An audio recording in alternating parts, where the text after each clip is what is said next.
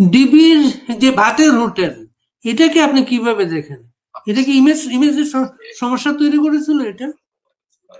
ডিবির ভাতের হোটেল, আমাদের ডিবি প্রধান হারুন নিজের থেকে কিছু করতেন, ওনাকে তো বলা হয়নি আপনার ভাতের হোটেল বানান। এটা উনি একটু প্রচার করতে ব্যস্ত থাকতেন, নিজেকে প্রচার করতেন বহুভাবে। ওই ভাত খাওয়াচ্ছেন সেটারও একটা ফেসবুকে ছেড়ে দিয়েছেন। এইগুলো এইগুলো একচুয়ালি এগুলো আমি বলবো যে অতি উৎসাহী জনতার, অতি উৎসাহী মানুষের প্রচারণা মাত্র। এগুলি ভাতের হোটেল দেওয়ার জন্য কোনো তাকে বলাও হয় নাই। সে হয়তো নিজে খেয়েছেন, তাদেরকে খাইয়েছেন, খাইয়েছেন, এটাই হতে পারে। কিন্তু আপনি তো এগুলো থামাতে পারেন নাই, আপনি তো থামাতে পারেন নাই এই জিনিসগুলো। না, এগুলো থামানোর কি আছে? মানে ভাত খাওয়ার সময় যদি কেউ মেহমান থাকে, তাকে যদি ভাত খাওয়ান, তাহলে অসুবিধা কি আছে? ভাত খাওয়ানো আর ভাতের হোটেল বা ভাত খাওয়ানোর ছবি প্রচার করা, না ভাতের বা ওইগুলি এগুলি ওনার নিজস্ব ব্যাপার স্যাপার ছিল, তাকে বহুবার বলা হয়েছে। সে আবার এইটা ছেড়ে আবার ওইটা করেছেন, এগুলো সে করছেন নিজেকে প্রচার করার জন্য। আপনি কিভাবে খবরটা পেয়েছিলেন? আমরা তো পেয়েছিলাম সন্ধ্যার সময়, আমরা খবরটা পেয়েছিলাম যে হলি আর্টিজানে কে বা কার ঢুকে গিয়েছে। সন্ধ্যা কিংবা আমার ঠিক টাইমটা রিকালেক্ট করতে পারবে। ওই শোনার শুনেই আমাদের পুলিশ অফিসাররা দৌড়ে গিয়েছিল। তারা পুলিশ অফিসারের অতর্কিত হামলা করে সেখানে এক পুলিশ অফিসার মারা যায়। তারপরে আমাদের কমিশনার ওখানে দৌড়ে যায়, সবাই। কিন্তু ওইখানে অনেক বিদেশি ছিল, সেই জন্যই আমরা একটু ওয়েট করলাম যে আমরা পুলিশে অ্যাটাক না করে আমরা আরো প্রিপারেশন নিয়ে অ্যাটাক করি।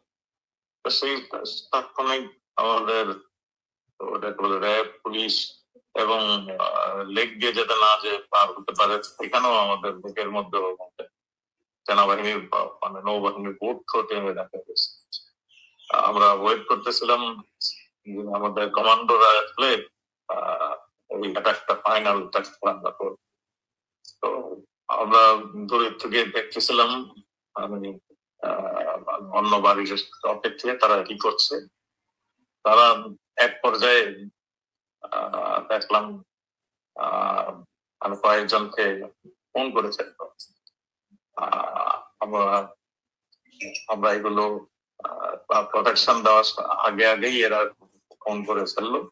প্রায় 22 জন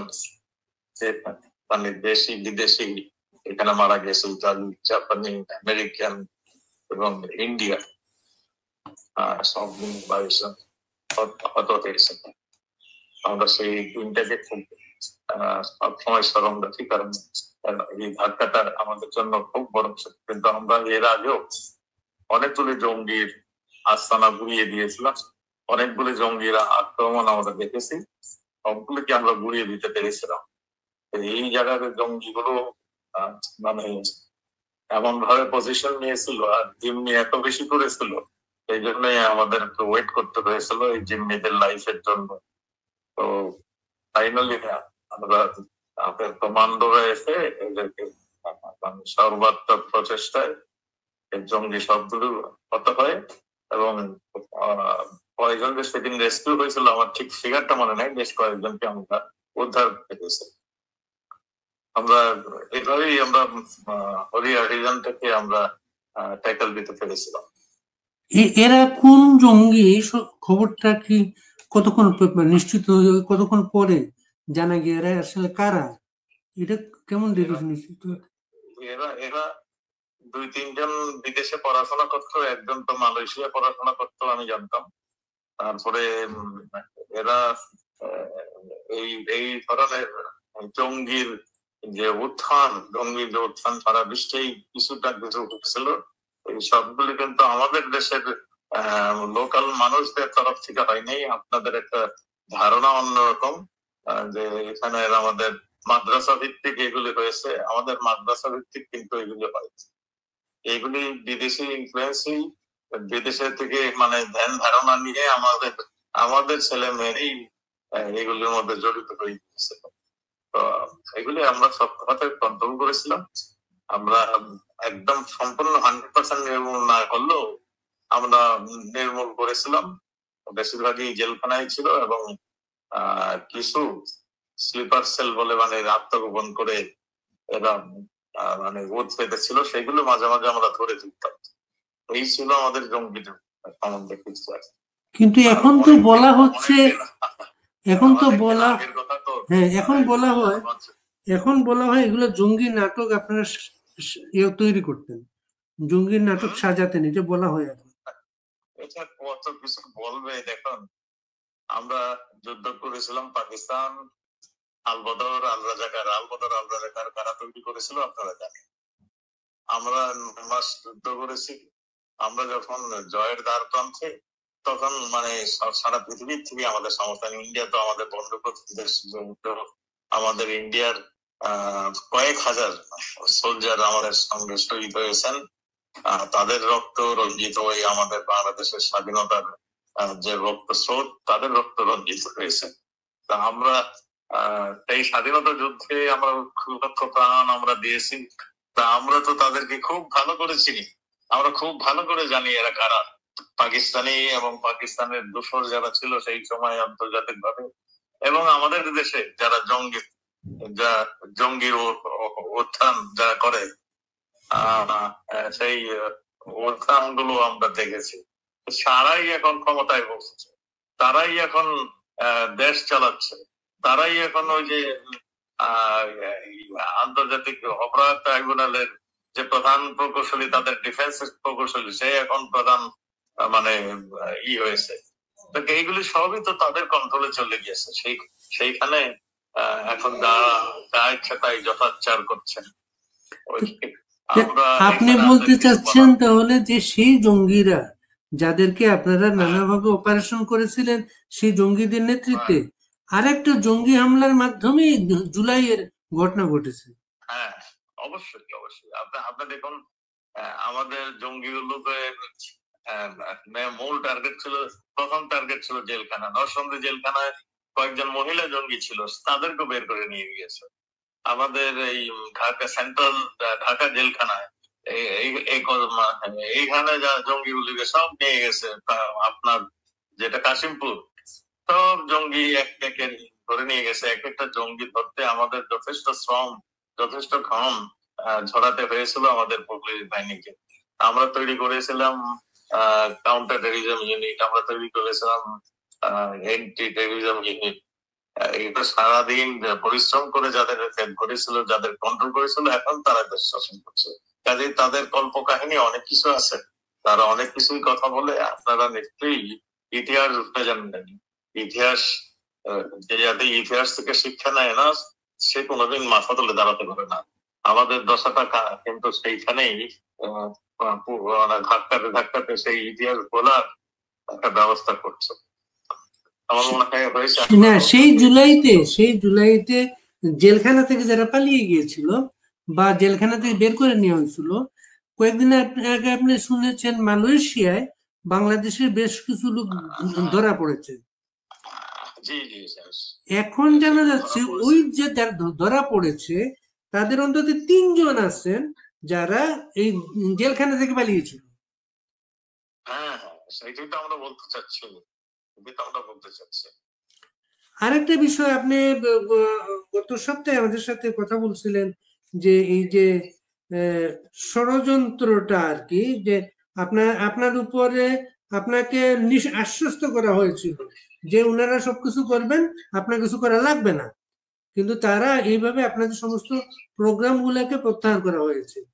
তো এখন আর একটা ব্যাপার, ওই যে বিদেশি টাকা পয়সার যে কথাবার্তা গুলা আসে, ইউএসএ এর টাকা বা নানা ডিপ স্টেটের টাকা, এই টাকাগুলা ওই গণভবনে যারা পাহারায় ছিল, মানে সিকিউরিটির ব্যাপার ছিল, বিভিন্ন এজেন্সির লোকেরা, ওদের কাছে এই টাকাটা এসেছিল এমন ধারণা, কোন ধারণা আপনাদের আছে এটা নিয়ে? এবং আমরা যদি তখন টের পেতাম তাহলে তো আমরা তাৎক্ষণিক ব্যবস্থা নিতাম। আমাদের কাছে মনে হয়েছে আমাদের আহ, বলে যে গোয়েন্দারা গোয়েন্দারা হয়তো মানে ব্যর্থ হয়ে ইনফরমেশন কালেক্ট করতে, কিংবা তারাও কেন করেনি সেটা আমি বলতে পারবো না। তো আমার কাছে মনে হয়েছে গোয়েন্দারা ব্যর্থ হয়েছে মানে সঠিক ইনফরমেশনটা কালেক্ট করার জন্য। গোয়েন্দা কোন গোয়েন্দা? আপনার যে গোয়েন্দা, আপনার নেতৃত্বে গোয়েন্দা ছিল যে পুলিশের গোয়েন্দা, আপনার নেতৃত্বে বাইরেও তো গোয়েন্দা ছিল।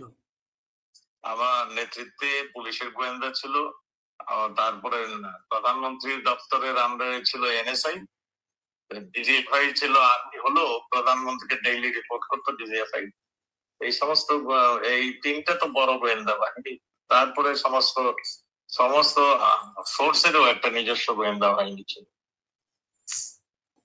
আপনি কি মনে করেন সব সব দোষগুলো এখন আপনাকে দেয়া হচ্ছে বা পুলিশের গোয়েন্দাকে দেয়া হচ্ছে? এটা এটা কারোর দোষ, আমি দোষ গুণের কথা নয়। তা গোয়েন্দারা প্রাথমিকভাবে তারা ফিকি করতেন, আমরাও হয়তো তাৎক্ষণিক মানে আমরা মানে যে সমস্ত পদক্ষেপ গুলি নেওয়া উচিত ছিল তাৎক্ষণিক ভাবে সেগুলো হয়তো আমার ভুল থাকতে পারে, আমি জানি না, ভুল থাকতে পারে। তো এই সবগুলো মিলেই আমরা হয়তো তাৎক্ষণিক ডিসিশন গুলো তাৎক্ষণিক ভাবে নিতে আমরা একটু দেরি করেছি। এই সমস্ত কারণে হয়তো হতে পারে, কারণ আমাদের কনফিডেন্স ছিল যে এত উন্নতির পরে, এত সুন্দর অবস্থানের পরে কেউ এই ধরনের দেশকে সিরিয়া কিংবা লিবিয়ার মতন বানাবার প্রয়াস দিবেন না। আজকে দেখছি আমাদের দেশ একদম ধ্বংসের দ্বার প্রান্তে চলে আসছে। সাবেক একজন আইজিপি নূর মোহাম্মদ এই 5 আগস্টের পরে একটা টেলিভিশনকে ইন্টারভিউ দিয়ে আপনাকে কটাক্ষ করে বলেছেন আপনার বাড়িতে প্রতিদিন গোয়েন্দাদের একটা আসর বসতো পুলিশের। এটাকে খুব কটাক্ষ করেছে যে পুলিশের চেইন অফ কমান্ড এভাবে ভেঙে গিয়েছিল, এটা বলার চেষ্টা করেছে। এগুলি অনেকের মুখরোচক কথা বলতেন।